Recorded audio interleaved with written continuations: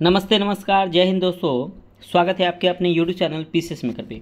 देखिए फ्रेंड्स, हम लोग ज्ञान बिंदु जेएस एकेडमी का जो आपको प्रैक्टिस सेट कवर कर रहे थे फ्रेंड्स, उसको आगे कंटिन्यू करते हैं। और ये देखिए, ये आपका प्रैक्टिस सेट नंबर आपका 9 है। और देखिए फ्रेंड्स, आपका ना ये आपका साइंस का प्रैक्टिस सेट है, साइंस एंड टेक्नोलॉजी का। तो प्लीज़ पीसीएस मेकर चैनल से जुड़ जाइए। डेली मैं आप लोगों की वीडियो प्रोवाइड करता हूँ। और प्लीज़ पीसीएस मेकर के टेलीग्राम चैनल से भी जुड़ जाइएगा, इसका मैं पीडीएफ आपको प्रोवाइड करूँगा। और व्हाट्सअप चैनल से भी आप जरूर जुड़ जाइएगा, क्योंकि आपका अगर कभी टेलीग्राम अगर बंद हो तो आप व्हाट्सएप पे कोई भी लेटेस्ट इन्फॉर्मेशन आपको पता चले। आपको पता है कि 1964 वैकेंसी आया है बीपीएससी का, ये आज तक का सबसे बड़ा इतिहास है, तो ध्यान रखिएगा। तो इतना बड़ा वैकेंसी आया है आप सभी के लिए, तो आप इस फॉर्म को फिलअप जरूर कीजिएगा, ग्रेजुएशन पास है तो। और देखते हैं आज का हमारा फर्स्ट क्वेश्चन। और फ्रेंड्स, आप लोग कमेंट करके बताइएगा।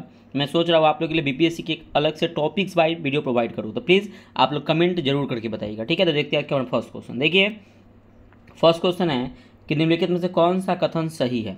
देखिए, शैवाल में कोशिका भित्ति नहीं पाई जाती, आपका गलत है। देखिए, शैवाल में कोशिका भित्ति पाई जाती है, और शैवाल में जो कोशिका भित्ति पाई जाती है ना, उस शैवाल में क्या होता है, कोशिका भित्ति पाई जाती है, ठीक है। शैवाल में शैवाल में क्या होता है ना, कोशिका भित्ति पाई जाती है, ध्यान रखिएगा। देखिए, अगर हम बात करते हैं क्या कि थैलोफाइटा समूह का पौधा, देखो शैवाल जो होते हैं ना, शैवाल जो होते हैं वो थैलोफाइटा समूह के पौधे होते हैं जिसमें तना पत्ती नहीं पाया जाता। याद रखिए, शैवाल जो होते हैं वो क्या होते हैं फ्रेंड्स, जो शैवाल जो होते हैं वो थैलोफाइटा समूह के क्या होते हैं, पौधे होते हैं जिसमें तना और पत्ती नहीं पाया जाता, ये ध्यान रखिएगा।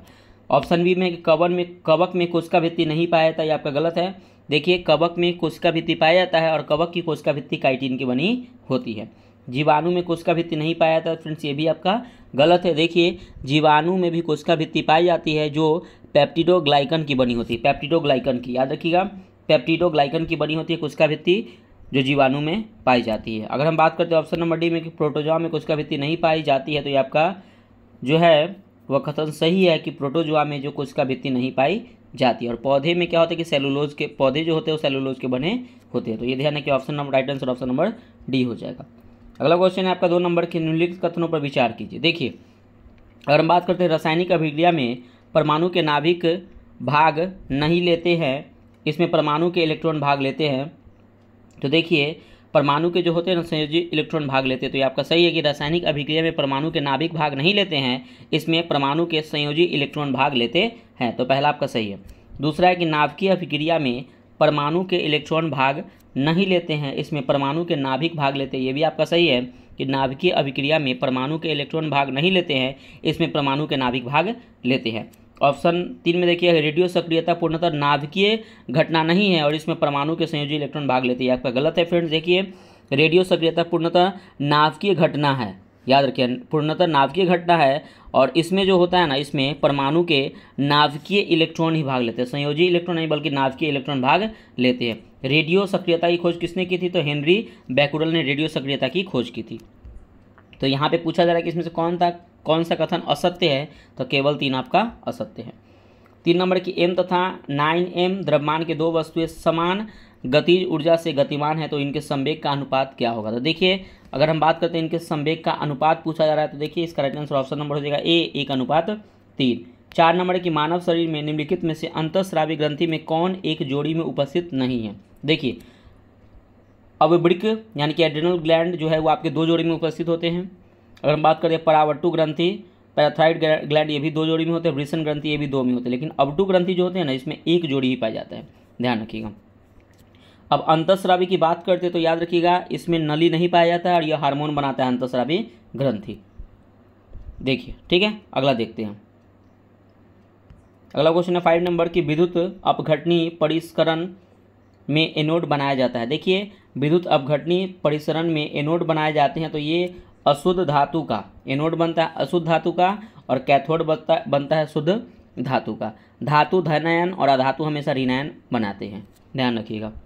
अगला क्वेश्चन है आपका 6 नंबर की निम्नलिखित कथनों पर विचार कीजिए।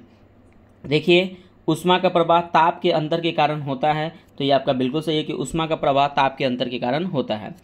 तरल यानी कि द्रव तथा गैस का प्रभाव दाब के अंतर के कारण होता है, तो देखिए ये तरल जो होता है ना, ये दाब के अंतर के कारण होता है, तो ये भी आपका सही है। अब विद्युत का प्रभाव विभव के अंतर के कारण होता है, ये भी आपका सही है। और याद रखिएगा कि ऊष्मा का जो प्रभाव होता है ना, ऊष्मा का प्रभाव जो होता है उच्च से निम्न की तरफ होता है, उष्मा का प्रभाव। अगर बात करते हैं हम, अगर बात करें दाब का प्रभाव, तो दाब का प्रभाव जो उच्च दाब से निम्न दाब की ओर होता है, और विद्युत का प्रभाव की बात करते हैं तो उच्च विभव से निम्न विभव के बीच होता है। तो right answer option number D हो जाएगा।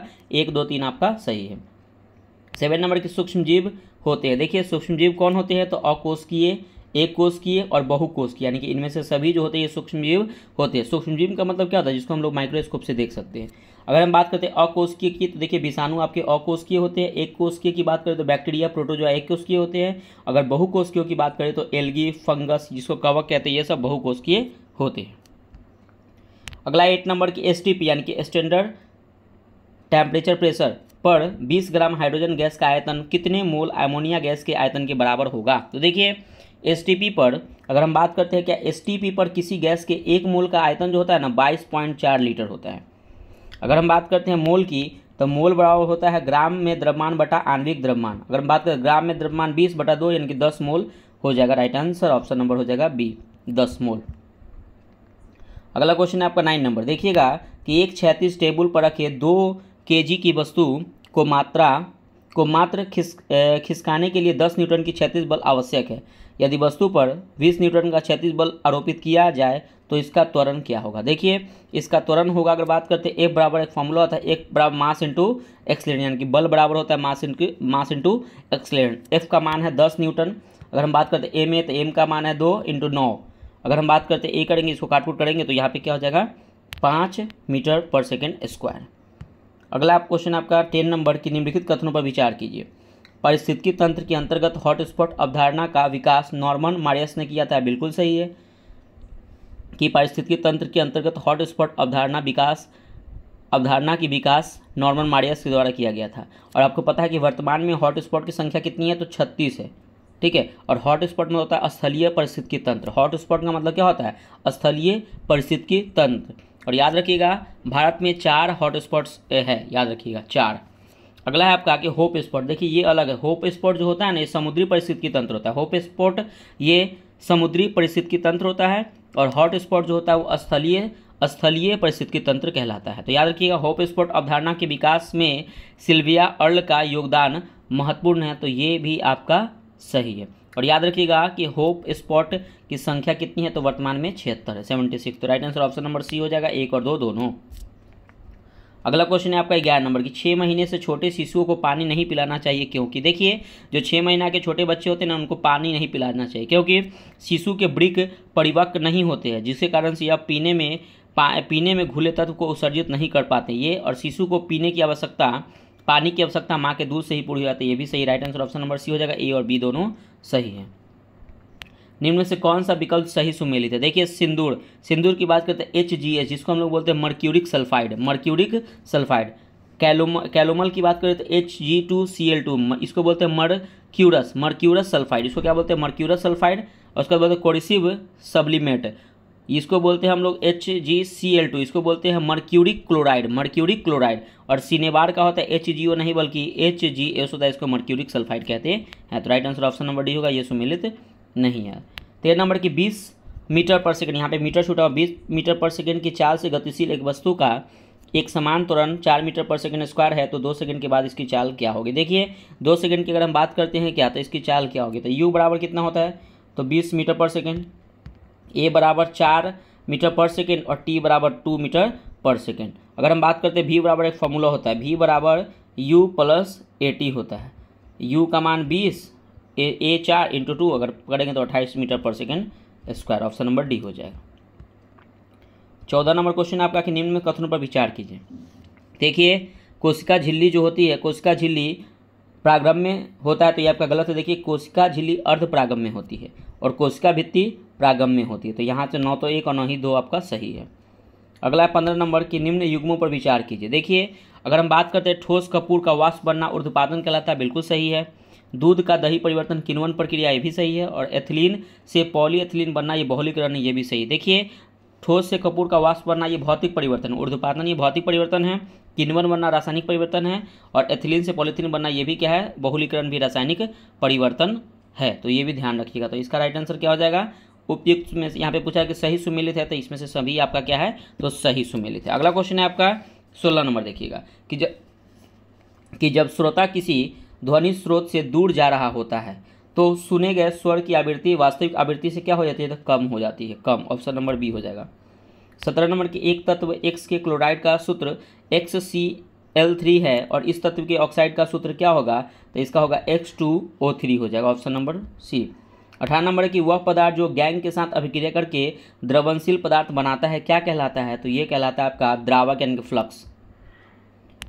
19 नंबर की एक पहाड़ी से 100 मीटर की दूरी पर एक तीव्र ध्वनि उत्पन्न की जाती है, इस ध्वनि की प्रतिध्वनि 3/5 सेकेंड बाद सुनाई पड़ती है तो ध्वनि की चाल कितना होगा। देखिए चाल बराबर होता है दूरी बटा समय। अगर हम बात करते हैं दूरी तो 100 गुने अगर हम 100 करते हैं और 3/5 करते हैं काटेंगे तो इसका कितना आ जाएगा आंसर, तो 333.3 मीटर पर सेकेंड। 20 नंबर की किसी परिस्थितिकी तंत्र में ऊर्जा का अंतरण होता है, तो देखिए ऊर्जा का जो अंतरण होता है एक जीव से दूसरे जीव में। अगला क्वेश्चन है आपका 21 नंबर। 21 नंबर की निम्नलिखित कथनों पर विचार कीजिए।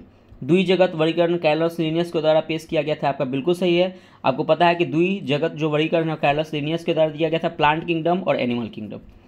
तीन जगत वर्गीकरण जो है कार्ल वोस के द्वारा, ये आपका गलत है। तीन जगत वर्गीकरण जो दिया गया था हिकेल के द्वारा, हिकेल याद रखिएगा, बहुत इंपॉर्टेंट है कि तीन जगत किसके द्वारा दिखा गया, हिकेल के द्वारा दिया गया था, जिसमें तीसरा जोड़ा गया था प्रोटिस्टा को जोड़ा गया था। प्रोटिस्टा पहला तो आपका प्लांट एनिमल हो गया, तीसरा क्या जोड़ा गया था, प्रोटिस्टा को जोड़ा गया था। तीन जगत वर्गीकरण किसने दिया था, तो हिकेल ने दिया, जो प्रोटिस्टा को जोड़ा था। पांच जगत प्रणाली रॉबर्ट हार्डिंग विटेकर यानी कि आर.एच. विटेकर जो हम लोग पढ़ते हैं, आर.एच. विटेकर के द्वारा दिया गया, आपका सही है। और वर्तमान में इनका ही मान्य है पांच जगत वर्गीकरण का। देखिए पांच जगत में आता है प्लांट किंगडम हो गया, एनिमल किंगडम हो गया, प्रोटिस्टा हो गया, फंगी हो गया, मोनेरा हो गया। ये पांच जगत है जो अभी वर्तमान में पांच जगत इन्हीं का मान्य है। तो राइट आंसर हो जाएगा ऑप्शन नंबर सी, 1 और 3 आपका सही है। अगला आपका 22 नंबर की निम्न से कौन सा मीथेन गैस बनाने की विधि नहीं है। देखिए मीथेन गैस बनाने की विधि कौन नहीं है, तो एल्युमिनियम कार्बाइड पर जल की प्रतिक्रिया करके से ये है, सोडियम एसीटेट को सोडा लाइम के साथ गर्म करके ये भी है, और कैल्शियम कार्बाइड पर जल की प्रतिक्रिया करके आपका नहीं है, ये आपका एसिटिलीन गैस बनता है इससे। कैल्शियम कार्बाइड पर जल की प्रतिक्रिया करके कौन सा गैस बनता है, तो एसिटिलीन गैस बनता है। तो याद रखिए एसिटिलीन गैस की बात करें तो कृत्रिम रूप से फल पकाने का काम कौन सा गैस करता है, तो एसिटिलीन गैस करता है। 23 नंबर क्वेश्चन है आपका कि 10 kg द्रव्यमान की एक घंटी 80 सेंटीमीटर की ऊंचाई से फर्श पर गिरकर रुक जाती है और इस अवस्था में घंटी द्वारा फर्श पर स्थानांतरित संवेग का मान कितना होगा, तो इसका मान होगा 40 kg मीटर पर सेकेंड होगा। अगला क्वेश्चन है आपका 24 नंबर की अधिक गहराई में बोए गए बीज अंकुरित नहीं हो पाते हैं क्योंकि बीजों के अंकुरित होने के लिए आवश्यक है, तो आवश्यक क्या है, तो वायु नहीं मिल पाता है। वायु जब तक नहीं मिलेगा तब तक वो बीज नहीं होगा। 25 नंबर की बेकिंग सोडा NaCO3 का उपयोग किया जाता है। बेकिंग सोडा को हम लोग सोडियम बाइकार्बोनेट के नाम से भी जाना जाते हैं। तो पेटों की अम्लता दूर करने के लिए इसका उपयोग किया जाता है, ये आपका बिल्कुल सही है। एंटासिड दवा पेटों की अम्लता को दूर करने के लिए एंटासिड दवा के उपयोग किया जाता है, तो ये आपका सही है। अग्निशामक यंत्रों में किया जाता है, ये भी सही है। और प्रतिरोधी के रूप में, एंटीसेप्टिक के रूप में इसका उपयोग नहीं किया जाता है। भोजन को खस्ता बनाने में इसका उपयोग किया जाता है। तो राइट आंसर हो जाएगा ऑप्शन नंबर 1, 2 और 4, ऑप्शन नंबर सी हो जाएगा। अगला क्वेश्चन देखिएगा 26 नंबर की, इनमें से कौन सा सही सुमेलित नहीं है। देखिए एक नॉटिकल मील बराबर होता है 1.85 किलोमीटर, आपका सही है। एक फैदम बराबर 1.67 किलोमीटर नहीं, बल्कि एक फैदम बराबर होता है 1.8 किलोमीटर होता है। और फैदम से आपको पता है कि समुद्र की गहराई मापी जाती है। एक मील बराबर 1.61 किलोमीटर और एक माइक्रोन बराबर 10⁻⁻100 मीटर के बराबर होता है। तो राइट आंसर ऑप्शन बी हो जाएगा। 27 नंबर की निम्न से कौन सा मछली नहीं है। देखिए saw fish, pipe fish, guitar fish. Star fish आपका मछली नहीं है। स्टार फिश जो है आपके इकाइनोडर्मेटा के अंतर्गत आते हैं, संघ के जीव है स्टार फिश, तो ऑप्शन नंबर ए हो जाएगा। अगला 28 नंबर की CO+H2 गैस के मिश्रण को जल गैस कहा जाता है, इसका ऊष्मीय मान उच्च होता है, तो ये आपका सही है। CO+N2 गैस के मिश्रण को प्रोड्यूसर गैस कहते हैं, इसका ऊष्मीय मान कम होता है, ये भी सही है। तो ऑप्शन नंबर सी हो जाएगा। 1 और 2 आपका दोनों सही है। अगला 29 नंबर की निम्न कथनों पर विचार कीजिए। देखिए परमाणु 3 मौलिक कण इलेक्ट्रॉन, प्रोटॉन और न्यूट्रॉन के बने होते हैं, बिल्कुल सही है। ज्ञात सभी तत्व के परमाणु के 3 मौलिक कण पाए जाते थे, आपका गलत है। देखिए अगर हम बात करते हैं हाइड्रोजन के, तो हाइड्रोजन के 2 मौलिक कण होते हैं, प्रोटॉन और इलेक्ट्रॉन होते हैं। न्यूट्रॉन इसमें नहीं पाया जाता है, किसमें, तो हाइड्रोजन में इलेक्ट्रॉन और प्रोटॉन होते हैं, न्यूट्रॉन नहीं पाया था, तो इसके लिए आपका गलत हो जाएगा। केवल आपका 1 आपका सही हो जाएगा। अगला क्वेश्चन है 30 नंबर की, किन कारणों से पूरे विश्व में मानव क्लोनिंग का प्रतिबंध किया गया है। तो किन कारणों से किया गया है? तो क्लोनिंग से बड़े पैमाने पर भ्रूण हत्या होगी, क्योंकि इसमें सफलता का प्रतिशत बहुत कम है। आपका बिल्कुल सही है। क्लोनिंग द्वारा उत्पन्न बच्चे और सेरोगेट मदर में क्या रिश्ता होगा, इसका निर्धारण करना भी दुष्कर होगा, ये भी सही है। मानव अंगों के व्यापार होने की संभावना बढ़ जाएगी, ये भी सही। Right answer option number D हो जाएगा। उपयुक्त सभी आपका सही है। अगला क्वेश्चन है आपका 31 नंबर। क्वेश्चन है आपका कि जीन को किस रूप से में परिभाषित किया जा सकता है। देखिए, जीन को जो हम लोग परिभाषित कर सकते हैं अनुवांशिकता की इकाई से, डीएनए का एक भाग से, उत्परिवर्तन की इकाई से, उपयुक्त में से सभी तरह से कर सकते हैं। अगला क्वेश्चन है आपका 32 नंबर कि सिल्वर नाइट्रेट AgNO3 को प्रायः रंगीन बोतलों में भर कर रखना पड़ता है, क्योंकि यह सूर्य के प्रकाश में अपघटित हो जाता है, इसीलिए। और याद रखिए, सिल्वर नाइट्रेट का उपयोग हम लोग कहाँ पे करते हैं? मतदान वाली जो स्याही होती है ना, उसमें सिल्वर नाइट्रेट का उपयोग करते हैं, AgNO3 का। अगला 33 नंबर के निम्न कथनों पर विचार कीजिए। अस्थायी चुंबक बनाने में इस्पात का इस्तेमाल नहीं किया जाता है। बिल्कुल आपका ये सही है कि अस्थायी चुंबक बनाने में इस्पात का इस्तेमाल नहीं किया जा सकता है। और अस्थायी चुंबक क्या होते हैं? तो विद्युत चुंबक जो होते हैं वो अस्थायी चुंबक होते हैं। अस्थायी चुंबक नर्म लोहा यानी कि ढलवा लोहा का बनाया जाता है, ये भी आपका सही है। और याद रखिए, इस्पात, अस्थायी चुंबक जो होते हैं वो इस्पात से बनाए जाते हैं, और अस्थायी चुंबक जो होते हैं विद्युत चुंबक के बने होते हैं, ये भी ध्यान रखिएगा। तो right answer option number C हो जाएगा। 1 और 2 आपका दोनों सही है। अगला 34 नंबर के अधिकांश विषाक्त पदार्थ की विषाक्तता दूर करने के लिए प्रक्रिया शरीर के किस अंग में होती है? तो ये होती है हमारी यकृत में। और आपको पता है कि लीवर की कोशिका में लाइसोसोम की मात्रा ज़्यादा होती है, इसीलिए होता है। ऑप्शन नंबर सी हो जाएगा। 35 नंबर के इनमें से कौन सा इलेक्ट्रॉनिक विन्यास सोडियम आयन की है? तो 2 और 8, ऑप्शन नंबर बी। 36 नंबर किसी अनावेशित वस्तु पर 1 कूलम्ब आवेश देने हेतु कितना इलेक्ट्रॉन को हटाना पड़ेगा? तो 6.25 × 10⁻18 इसको हटाना पड़ेगा।